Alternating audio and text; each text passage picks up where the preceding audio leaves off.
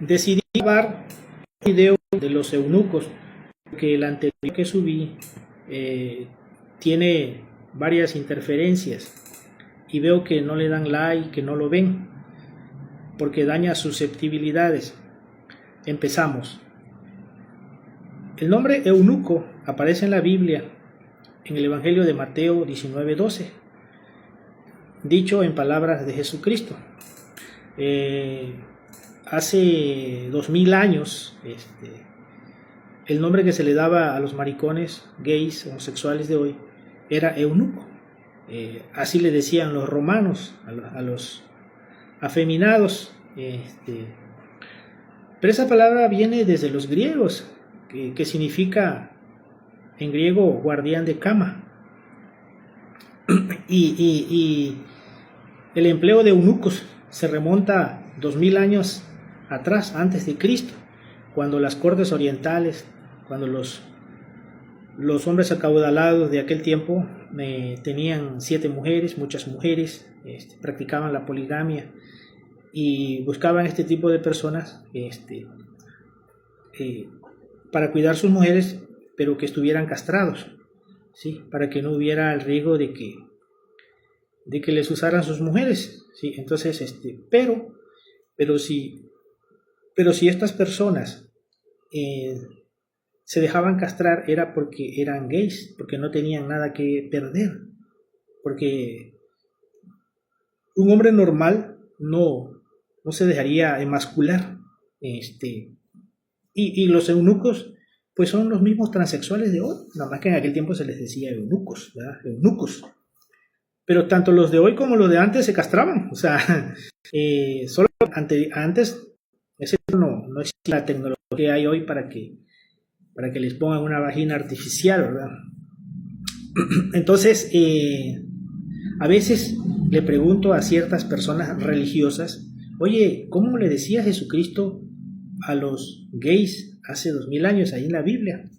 No, pues me dicen que acá y allá, que le decían no sé cómo, que se acostaban con hombres, que se echaban con hombres. No, yo no te estoy pidiendo que me digas qué hacían, sino cuál es el nombre que le asigna a Jesucristo.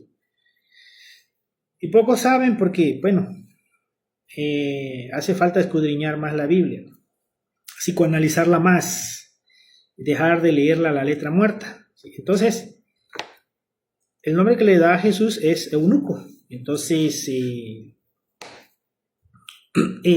Jesucristo dice que hay eunucos, que nacen eunucos del vientre de su madre.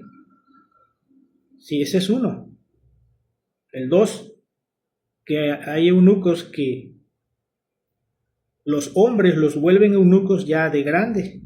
Y el tercero, que son los que se vuelven eunucos por culpa del reino de los cielos. Les explico de una vez. El primer tipo de eunuco que nacen eunucos o gays desde el vientre de su madre son aquellas almas que en reencarnaciones pasadas, bueno, nosotros reencarnamos, la reencarnación existe y vivimos 108 veces en este mundo. Pero esas personas o esas almas que en sus reencarnaciones pasadas, en las primeras o en sus 107 vidas o reencarnaciones, antes de llegar a las 108, se dedicaron a abusar del sexo en todas sus modalidades, ¿sí? Masturbación, violación, adulterio, trata de blancas, proxeneta, pornografía, etcétera, etcétera. Sí, nunca evolucionaron, siempre se mantuvieron en esa frecuencia, ¿sí? No crecieron espiritualmente. Y la divinidad o la ley del karma, sobre los ángeles de la vida, en su última reencarnación, los traen al mundo homosexuales, gays. Es un karma, ¿sí? Ese es uno. El número 2, que dice Jesús que los hombres los vuelven así, o a veces también ellos mismos se vuelven así, son aquellas personas que son hombres que son muy mujeriegos. Las hormonas de tantas mujeres se les traspasan a ellos ¿sí? Eh, eh, Personas que practican la sodomía, que se acuestan con otros hombres, igual se les traspasa este, eh, las hormonas del otro. Las personas que tienen vicios, que andan en antros, personas que han violado en la cárcel, que han sido violados por sacerdotes, por sus familiares, personas que entran a trabajar en un ambiente de la farándula, como por ejemplo Televisa, Hollywood. Es un ambiente, porque esos lugares son antros, son burdeles, ¿sí? Ahí digamos que hay hombres que entran ahí, se vuelven homosexuales en esos lugares, frívolos. Hay mujeres que son decentes y entran a trabajar en esos lugares y se vuelven prostitutas, ¿sí? Entonces son muchos factores, o sea, son muchos factores que los convierten así. Quizás se me olvidan algunos. El número 3 son los monjes, las monjas, los sacerdotes, los curas, los prelados de cualquier religión, no nada más de la católica, que eligieron el celibato. El celibato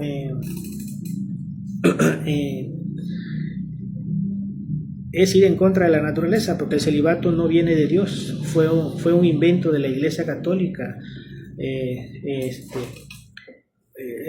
No podemos reprimir el sexo, no podemos ir en contra de la naturaleza. Entonces, tú, como estás reprimiendo el sexo, la energía sexual tiende a irse por otros canales del cuerpo humano y provoca desviaciones sexuales, en este caso pedrastria, pedofilia, abusos sexuales, violaciones, sodomías, se vuelven sodomitas, se vuelven cínicos.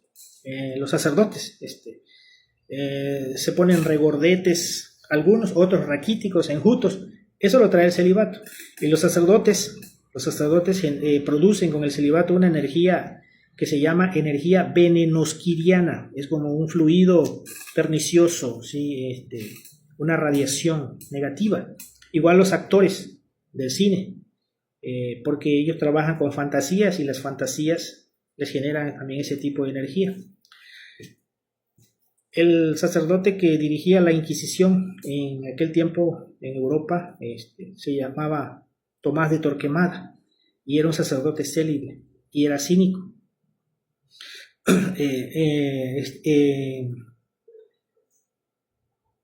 Jesucristo no condenó el sexo, porque si Jesucristo hubiera maldecido el sexo, nosotros estuviéramos condenados, porque nosotros somos hijos del sexo. Todo viene del mundo por el sexo, desde una hormiga hasta una galaxia. Entonces, dense cuenta que el primer milagro que hizo Jesucristo fue en las bodas de Caná. Jesucristo instituyó el matrimonio porque su primer milagro fue en una boda.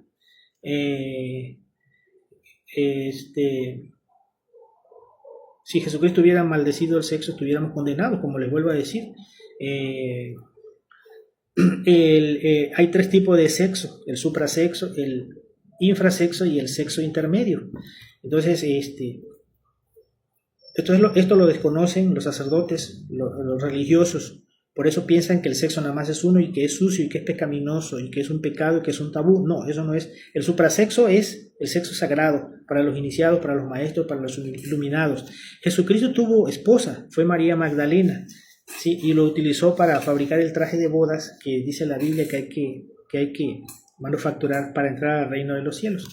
Lo fabricó a través de la transmutación de la libido sexual. Sí. Ya no les hablo más porque eso es un tema diferente aparte. Entonces les digo de una vez: los homosexuales odian a las mujeres y las lesbianas odian a los hombres. Entonces los homosexuales, sobre todo los religiosos en la Iglesia Católica, son los que han postulado o instituido firmemente el celibato o los tabúes, los dogmas, los prejuicios en torno al sexo. porque ellos ven el sexo como algo sucio, ¿sí? Como algo pecaminoso. Pero ¿por qué? Porque tienen una psicología errada, la psicología del lupanar, ¿sí? Tienen una casa de cita en la cabeza, ven el mundo al revés, tienen una idiosincrasia fatal. Entonces, ellos, el celibato fue establecido por los mismos sacerdotes católicos homosexuales de la iglesia, porque precisamente como ellos tienen esos prejuicios y odian a las mujeres, ¿sí? Lo han hecho, pues. Entonces, por eso también no tienen sacerdotisas en la iglesia católica, porque los homosexuales religiosos odian a las mujeres. La iglesia católica debería tener sacerdotisas. La sacerdotisa es la que debe de preparar el altar, prender la veladora, preparar el vino. Ese es trabajo de la mujer. Así lo hacían los egipcios. Sí, los egipcios tenían sus vestales, sus sacerdotisas. Así debe de ser. Esas son las verdaderas religiones originales. La iglesia católica es una caricatura de las verdaderas religiones mistéricas, originales, auténticas, ¿sí? Y es una imitadora y copycat de los rituales primitivos originales, ¿sí? Entonces, no tiene sacerdotisas por lo mismo, pues, porque odian a las mujeres y han modificado la Biblia. Sí, en la carta de Pablo a los Corintios 1, dice que hay un pasaje bíblico que dice que las mujeres en las asambleas deben quedarse calladas, ¿sí? Y eso está mal porque Pablo nunca dijo eso, ni Jesucristo hizo eso. Jesucristo incluía a las mujeres en sus cónclaves que hacía, ¿sí? El Vaticano hace cónclaves para elegir un papa, por ejemplo, y no incluye a las mujeres, ni a las monjas, ni a las sacerdotisas. Eso es machismo, ¿sí? Eso es misoginia, ¿sí? Jesucristo amaba a las mujeres, lo seguían las mujeres. Jesucristo tuvo esposa, fue María Magdalena, ya lo dijimos.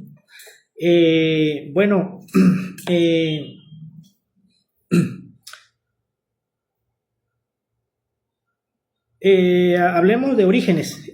Hubo un filósofo teólogo en el siglo II después de Cristo que se llamó Orígenes, ¿sí? Fue uno de los padres de la iglesia primitiva gnóstica junto con Pablo, con Plotino. Ellos ayudaron a la consolidación del cristianismo, porque el cristianismo se nutrió de la filosofía griega, de la filosofía de Platón, lo del alma inmortal y lo de la Trinidad viene de los griegos, de Platón, ¿sí? Entonces, estas ideas vinieron a reforzar el cristianismo y entraron al Nuevo Testamento en las cartas de Pablo, a través de Pablo precisamente y a través de Orígenes, a través de Plotino, que fue un gran filósofo neoplatónico, ¿sí? Y muchas personas dicen que la religión griega o la filosofía griega es del diablo o la religión de los hindúes es del diablo. Pues no, todo es lo mismo, es el mismo Dios, ¿sí? Son los mismos principios, nada más cambia la didáctica de enseñarse. Entonces, Orígenes, ¿qué hizo? Entendió mal el pasaje o el dicho de Jesucristo y lo entendió al revés. Pensaba que para entrar al reino había que amputarse los órganos creadores y lo hizo, ¿sí? Gran error, ¿sí? No, la interpretación es que se vuelven eunucos por culpa del reino de los cielos porque se desvían, porque no utilizan el sexo como debe de ser. El sexo es para trascender, es para crear el traje de bodas que dice la Biblia, que hay que crear un traje de bodas, lo dice, para entrar a la fiesta, a la boda, para entrar al cielo. Cuando Adán y Eva pecaron en el paraíso, dice la Biblia que andaban desnudos, pero no desnudos de ropa física, sino desnudos espirituales. Perdieron el traje de bodas, el traje de luces, que en la gnosis se le llama cuerpos existenciales superiores del ser. Los griegos le llamaban el vellocino de oro y los alquimistas de la Edad Media le decían la piedra filosofal, ¿sí? Es una anatomía espiritual interior que no la tenemos nosotros y que la tienen los ángeles, los iniciados, los seres de luz. ¿sí? Entonces, esa era la desnudez de Eva y Adán en el paraíso, que no tenían el traje de bodas, el traje de luces, el cuerpo astral solar, el cuerpo mental solar, el cuerpo causal solar, así se llaman, así se llaman. Así es. Entonces, ¿qué más les puedo decir de los eunucos? Esta interpretación, este análisis, no lo van a encontrar en Wikipedia, no lo van a encontrar en YouTube, no lo van a encontrar en TikTok, no se los van a enseñar en la universidad, ni lo van a escuchar en la televisión ni en la radio. Esto solamente lo dicen los gnósticos del siglo XX, ¿sí? Recuerden que la gnosis fue instaurada por Samael Aun Weor en el siglo XX. Los apóstoles de Jesucristo, junto con su maestro Jesús, fueron gnósticos, ¿sí? Los esenios que existieron antes de Cristo fueron gnósticos. Y uno de los primeros en tener en sus manos el Evangelio de Tomás, gnóstico apócrifo, donde habla el Cristo cósmico a través de la pluma de Tomás, fue el psiquiatra Carl Gustav Jung, el que fue alumno de Sigmund Freud, el padre de la psicología analítica. Fue uno de los primeros que leyó ese libro, el Evangelio de Tomás, donde vienen dichos de Jesús muy profundos. De hecho, el Evangelio de Tomás es el más conocido, el más famoso, el más importante, el más interesante. Y dijo Jung, cuando leyó ese libro, ese pequeño evangelio, dijo, no cabe duda que estos hombres, hace 2000 años, tenían un conocimiento muy profundo sobre la psique del ser humano. Dice Jung que los gnósticos siempre han profundizado mucho en la psicología humana. La psicología actual no está completa. Solamente han enseñado el ABC de la psicología y se basan en el conductismo. Pero no estudian el alma, no estudian la psique, lo interior, el autoconocimiento. Recuerden que psicología significa estudio del alma y que psique es alma en griego. Y dijo Descartes, René Descartes dijo que la glándula pineal que está en el centro del cerebro es el asiento del alma. Y es cierto porque psique significa alma. Entonces la psique está acá, ¿sí? Y además la glándula pineal es la que fabrica los pensamientos y los proyecta. Es la emisora, ¿sí? Entonces los médicos dicen, los científicos dicen que la glándula pineal es una glándula en desuso y es lo contrario. Es la glándula más importante, ¿sí? Los antiguos sabios, incluyendo a Jesucristo, fueron grandes pinealistas, ¿sí? Por eso tenían una aura luminosa, porque todo salía de la glándula pineal. Entonces es el ojo de Dhamma, el ojo de la polividencia, el tercer ojo. Cuando dice Jesucristo en los evangelios, el ojo es la lámpara del cuerpo. Habla de un ojo, no de dos ojos. Se refiere a la glándula pineal. Así es. Eso es todo. Gracias por ver este video.